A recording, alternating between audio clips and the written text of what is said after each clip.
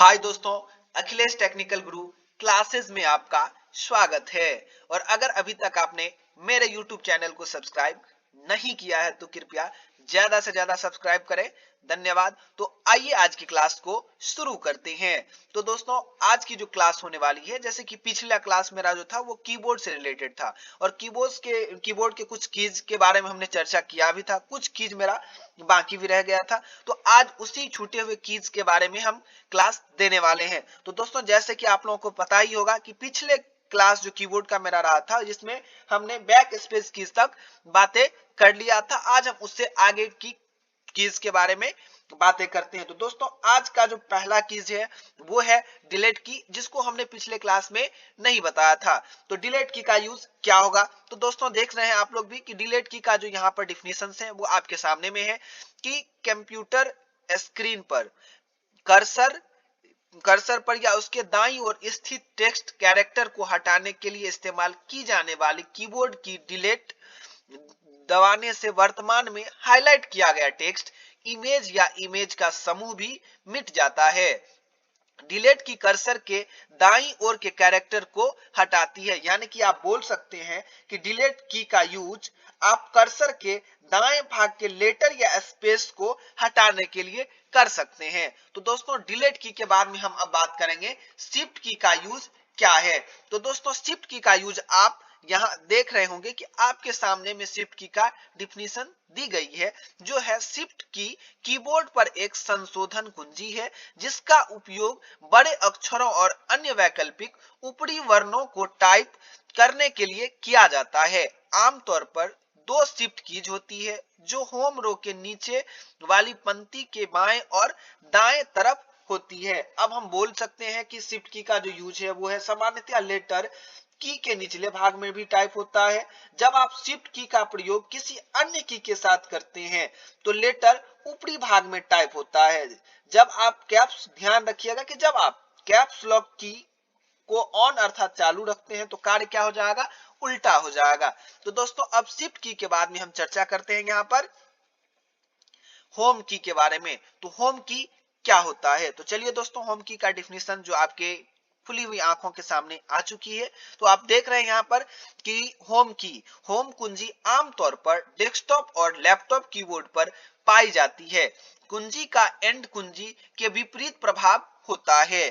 सीमित आकार के कीबोर्ड में जहां होम कुंजी गुम है, तो उसी कार्य क्षमता को कुंजी संयोजन के माध्यम से प्राप्त किया जाता है। अर्थात आप यह बोल सकते हैं कि होम की का जो प्रयोग हम करते हैं वो कर्सर के डॉक्यूमेंट को सबसे ऊपर यानी कि शुरू में ले जाने के लिए करते हैं।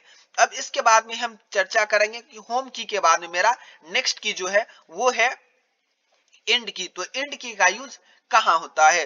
तो दोस्तों, अब हम चर्चा करेंगे एंड की का यूज कहां होता है। तो एंड की का उपयोग दस्तावेज में एक पंक्ति के अंत में जाने के लिए किया जाता है। जब आप कंट्रोल के साथ एंड की का यूज करेंगे तो उसका एक शॉर्टकट कुंजी होती है जो कर्सर के दस्तावेज को अंत में ले जाती है। यानी कि एंड की का यूज जो मुख्यतः होती है वो है कि एंड की का यूज आप कर्सर के डॉक्यूमेंट को सबसे अंत में ले जाने के लिए कर सकते हैं।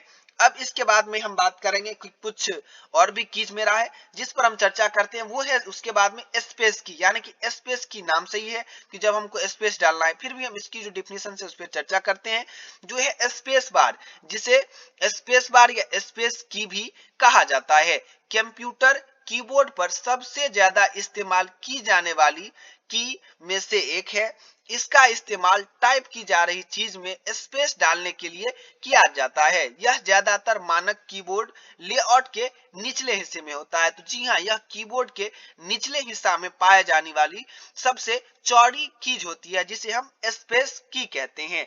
अब इस स्पेस की का जो साधारणतः शब्दों में आप बोल सकते हैं कि स्पेस की का यूज आप दो अक्षरों या दो शब्दों के बीच में जगह छोड़ने के लिए कर सकते हैं। अब स्पेस की के बाद में हम चर्चा करेंगे कि नंबरिंग की क्या होता है।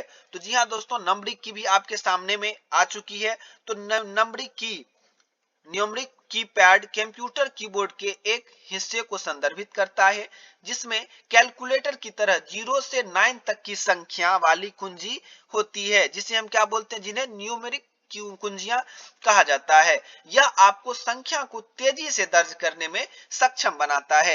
यानी कि नंबरिंग की ये कीबोर्ड पैड की तरह कीबोर्ड के दाहिने भाग में सबसे ऊपर पाया जाता है। यह देखने में आपको कैलकुलेटर पैड की तरह होती है, जिसे हम क्या करते हैं कि 0 से 9 तक को टाइप करने के लिए स्पीड में अगर हमको टाइप करना है तो हम नंबरिंग पैड का क्या करते हैं, कीज का यूज करते हैं। अब नंबर लॉक की क्या होता है, तो नंबर लॉक की कई कंप्यूटर कीबोर्ड पर एक कुंजी है जो विशिष्ट कार्यों को सक्षम या असक्षम करने की अनुमति देता है। इसका उपयोग आमतौर पर नंबर पैड को सक्रिय करने के लिए किया जाता है, जिसमें 0 से 9 नंबर और आमतौर पर कुछ अन्य प्रतीक होते हैं। यानी कि नंबर लॉक की, जब आप नंबर लॉक की को दबाते हैं तो नंबरिंग पैड कार्य करने के लिए तैयार हो जाता है। और अगर आपका नंबरिंग पैड अगर पहले से कार्य करने के लिए सक्रिय है और आप उसे बंद करना चाहते हैं तो भी नंबर लॉक की को ऑफ करके उसको बंद कर सकते हैं। तो दोस्तों अब इसके बाद में जो लास्ट कीज मेरा है वो है टैब की। तो टैब की का यूज हम कहां करेंगे, तो टैब की का यूज जो है मेरा वो है माइक्रोसॉफ्ट वर्ड जैसे प्रोग्राम में टैब कुंजी दबाने से कर्सर एक निश्चित दूरी पर बाईं ओर चला जाएगा, जिसे टैब स्टॉप के रूप में जाना जाता है। यह टाइपराइटर पर कुंजी के मूल कार्य के समान है।